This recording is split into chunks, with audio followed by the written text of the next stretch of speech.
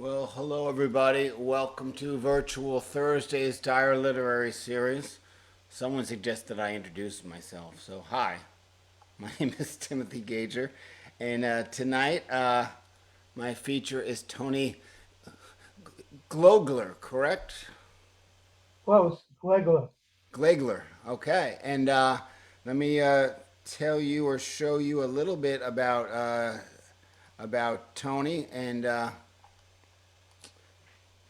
This is his bio from the Poetry Foundation, and it may not be his most up to date bio, but it's pretty good. Uh, he is the author of full length poetry collections One Wish Left, Until the Last Light Leaves, a finalist for the Milt Kessler Poetry Book Award for What Kind of Man, New York Quarterly Books 2020. Longlisted for Jacquard Press's Julie Suk Award, finalist for 2021 Paterson Poetry Prize. Tony comes back August. So basically, if you Google Tony, I don't think you'll find a website, but you'll find a lot of his work, which is equally as awesome because it's really difficult to get poets to get your hands on a poet's work here. So without any further nonsense from me, I'd like to turn it on over to Tony. Okay, sure.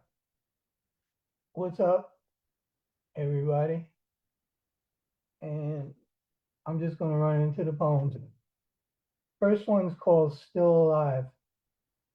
We took the same positions 20 years ago after the hospital called to tell us my father didn't have much time left.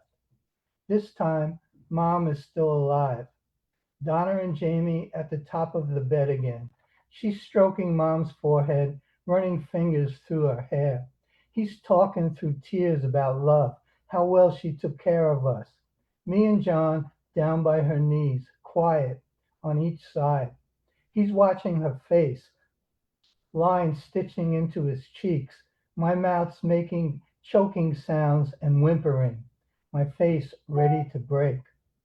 1 month later, mom's back in her apartment, bedridden in the basement of my sister's house, oxygen machines, nebulizer treatments she routinely resists, 2 doses of morphine a day, groaning in pain when anyone shifts her position, begging us, help me, cover me, I'm cold, as we roll her on her side, wipe her ass, spread cream on her cheeks. Her face relaxes when anyone visits, her grandkids call. She smiles when we joke, tease each other. Her, making sense maybe half the time, she keeps asking for food. A Carvel sundae with walnuts, ham and cheese omelets, olives, green and black, beef soup her grandson Bobby made. Good as mine, she nods. Then forgetting what she ate a few minutes after her mouth is clean, blanket straightened. She always asks me to stay. I wait until she slips into sleep before I leave. I kiss her forehead, never sure. I'm hoping she wakes up. Next one's called Enough. Jesse's been in joyous mode, humming and breaking into belly laughter my whole after Christmas 3 day visit. Sometimes it can spill into his insistent, somehow still charming, never enough, insatiable manner, where he makes mad dashes down supermarket aisles to grab another bag of Doritos or press his face against the huge glass refrigerator, chanting for one more blue drink while I'm handing money to the cashier and other customers stare at him, wonder what's going on with this big guy.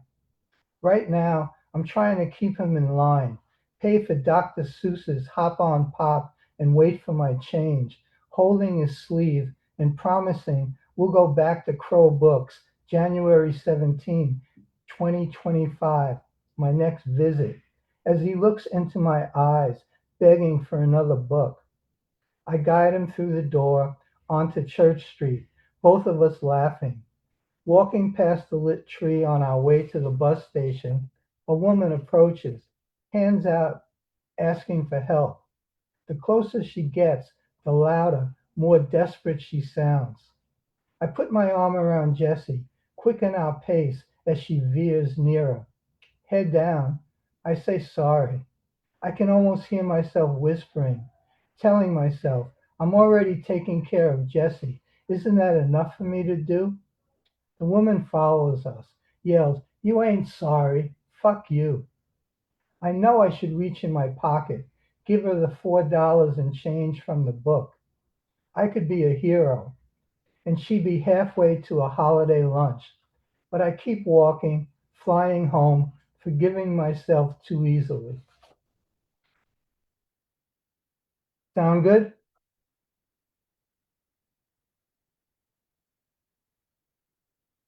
This picture's worth about 300 words. Check out this photo from the summer of '68, between 7th, 8th grade, taken on my front stoop. That's me, sitting sideways, looking away, a basketball in my hands, while everybody else is holding bats and gloves, ready to play baseball. The biggest kid, Cal, down in a crouch, his catcher's mitt a target for the camera. Looks like a happy childhood. I always thought so. I know I'd do it again. We all went to St. Anne's School. White shirts, red ties, blue blazers, nuns, novenas, rosary beads, stations of the cross. Any sign I'd lose touch with all of them by the start of high school. Grow farther and farther apart from my brother, the kid in the corner, wearing the whitest smile. Happy his big brother let him hang out, play with us. Can you guess that I'd give up religion for Lent? Only occasionally wonder, half-heartedly, if God even exists. Can you pick out the kid who hitched cross country? The one who moved to Manhasset before school started? A scratchy morning loudspeaker announcement asking us to pray for his departed soul. Never explaining how he died, why God took him so young. Who would grow up, become the fireman pictured on the front page of the Post, walking in the World Trade Center rubble, head slightly bowed? Which one left a note telling his sister to take care of his daughters before he killed his wife and then himself on some Sunday morning in an upstate New York cabin? He was the shortest kid in class, quick and slippery, impossible to catch in Ringolero. He played center field, batted leadoff for our seventh grade CYO championship team. I pitched, pounded Cal's catcher's mitt with letter-high fastballs, filled it with the sound of gunshots. And this will be the last one, and it's called Kind of Poet. It was in the Rattles Rebel issue, Rebel Poet issue. And I don't think I'm a rebel. I'm just kind of like, don't fit in the poetry world and have a chip on my shoulder. It's called A Kind of Poet. I want to be the kind of poet you have to read the words and lines to learn about, be able to pick out of a lineup. No banners in the bio declaring color, culture, my present day sexual preferences in politically correct language, even if it sells a few extra books. I rarely use pronouns, but when forced to, I fall back on me, myself, I. I don't fit in or join, never try to represent anyone other than myself. No, even if I had the money, I wouldn't pay for an MFA. I don't want to sit around tables, slide into schoolroom desks, doze off in lecture halls, snap fingers, sink into debt, hang out, drink, get high, compete with people who believe their poems are the most important things in the world, as essential as breathing, love, loneliness. No sestinas, pantoums, guzzles. Maybe an occasional sonnet or two, but no golden crown sitting on a throne like a bloated Trump. Never a haiku, split-second slogans pinned to chests every election season. Nothing about a garden or cascading waterfalls splashing in perfect blue pools. A three-legged dog, backyard birds, wind chimes. I hate footnotes, never remember how many circles of hell add up to Dante's Inferno. Who killed Othello, or where Ulysses landed? My references bring back Mickey Mantle hitting a home run, putting his head down and trotting around the bases with a slight limp. Wes Unseld throwing an outlet pass. Earl the Pearl peeking over his shoulder, backing in, twirling to the hoop. A boy, a girl, 13 years old, sitting on a stoop. Summer of 1966. Good lovin' bursting out of the transistor radio. The kind of poet who never set an alarm to get up, brew coffee, and start writing hours before showering, catching the F train to Brooklyn, my job at the group home. Never sat at my desk, mind blank, staring at an empty page for more than 10 minutes, praying an idea would magically emerge. I never met a muse or ever let go, follow the flow blindly, content to ride along on some journey, wind up wherever it took me. Eyes wide, I try to find something to say about my everyday sights. Get in touch with myself, dig into mind cluttering conflicts, help hold my world together. Record, remember, celebrate, mourn, explore, discover a fuller understanding, empathy, say it right and true, make you glad you read it, if someday you do. Okay, thanks. All right. Well, great stuff, Tony. And good to see you again. Same here. Had good time reading with you that In March, yeah. So I noticed in your bio, there's a lot of work and credits that are fairly recent. So did you come to poetry later, or did you just go to poetry publishing later? I probably started writing late teens, trying to be like Bob Dylan, Jackson Brown, and Bruce Springsteen. And I kept writing, and I guess I started taking workshops late 20s and submitted after that. And out of all of your publications, which one gave you the biggest thrill? And that can be an individual work, it can be a book. Well, probably the first time I was in New York Quarterly, um, I had William Packard as a teacher in workshops, and he was like the first guy who sanctioned my stuff, made me think I was any good. And you'd hand in a poem, and every week he sent you back comments. And on one of them, he said, "Send this to the magazine." Wow. And I mean, New York Quarterly is a good catch. So, and you've been in New York Quarterly a lot and been published by New York Quarterly Books. Do you find it's important to make these contacts and keep going to the well, so to speak? Uh, I've always liked that magazine, so I'm happy to be in that. And on top of it, they've supported my work and made it easy to publish my books. So, I mean, I don't know what its reputation is now, or have an idea what it was, and it's been around a long time. And I like a lot of the books they put out. Uh, And so, it's my home court, and I do best there. We got a question in the chat from Rusella. Do the people who are in your poems know that you've written about them, and do they react? And I'm hoping that Mickey Mantle somewhere knows that he's in one of yours, somewhere up there. Well, I've never heard from anybody famous, but just about anybody I've written about that are like a real important part of my life do know about it and really don't like it. A lot of your work is published on some very good online magazines and the small press, etc. Do you think that some of these journals get a bad rap? I mean, your poem against, it's not against MFA, but it's just not for you. So tell me a little bit about sort of that dichotomy between like online journals and journals that are not encouraged in. Well, I will say that I am against MFA, so I'm not. It's not just not for me. I think it's a lousy situation, but I do think there's a stark contrast and difference between it. I think poetry is incredibly segregated.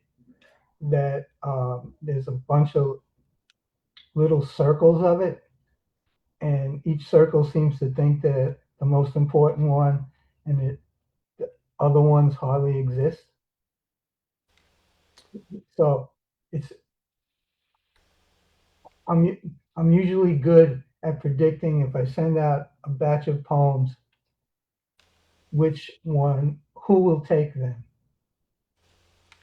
Yeah, every once in a while I'll sneak into an academic journal, and it feels good. It always feels good to be in something that's different than what I usually get in.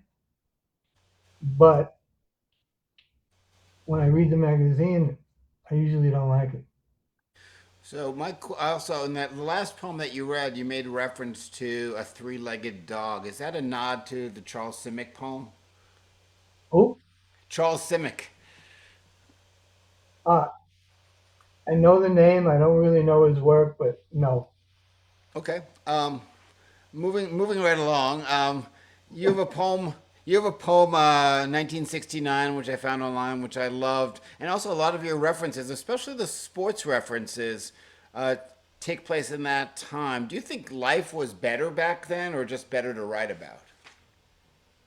Uh, well, I was young, so that was better for sure. Uh,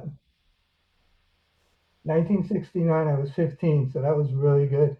It's tough to beat that, and all I really cared about was playing sports and then watching it. Um, I mean, all of my references, metaphors are usually about sports and music. So what can I say? So there was a crossover of poetry and music in the late 60s, and I'm thinking about Ed Sanders and the Fugs, and also like in the early 80s with Jim Carroll and whatnot. Were those really exciting times for you? I didn't really listen to those people. Like, I love the stuff Dylan wrote, and he probably was the first guy who got me to notice lyrics. Um, and I love Jackson Brown and early Springsteen were like anthems to me, a Bible. So, I mean, I like the fact that they made music that I liked, but also was saying things that I found interesting and important. Do you think that that poetry music connection is lost nowadays? Uh, I don't listen to enough contemporary music, and, and the people I like tend to be Americana. Um, I think Jason Isbell is an amazing lyricist. Uh, I'm not a fan of rap. Uh, when I worked in the group home, and it's kind of all I heard around me, and I was never particularly impressed by what they were talking about. Uh, I like the anger. I'm not big on bass and drums as being the main point of a song. I tend to gravitate towards melody, I think. We got a question from George Franklin. Usually, this is an interesting question because usually it's asked the other way around. It says, "How did writing poetry affect your work with residents in the group home?"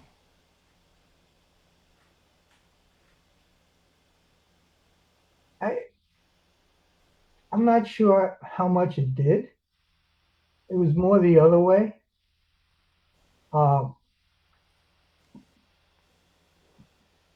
like I guess what it did do is as I was writing stuff, about the group poem or Joshua, there was definitely, I'd look for other people who did it. And I found that I didn't think most of the people were making it individualized. Like I think the people who run through my poems, and then they're not usually only in one, but you can see how different they are from each other.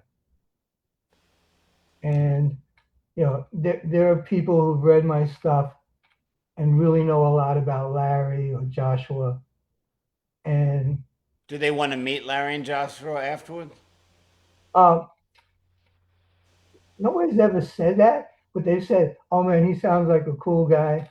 And I do have a number of friends who met Larry before he passed away, and he was impossible not to like. Kelly Allen asked, "Do you also write fiction and/or creative nonfiction?"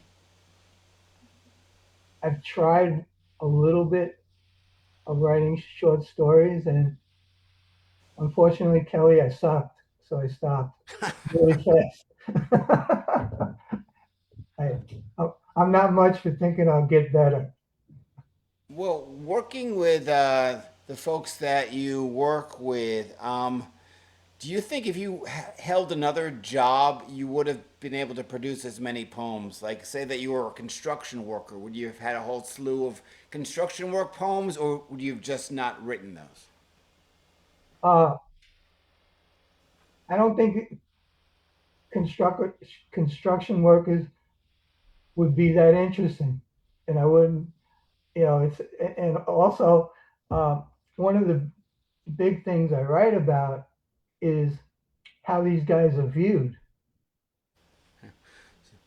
You So know, say, so say you worked in the Yankees clubhouse. Would there be a ton of poems based on that?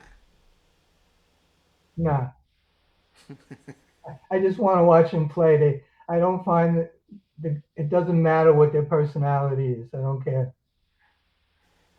Um, Also, how about living in New York? Now, New York has a certain beat, has a certain rhythm to it, has a certain speed to it. How do you feel that being a New Yorker has affected your writing?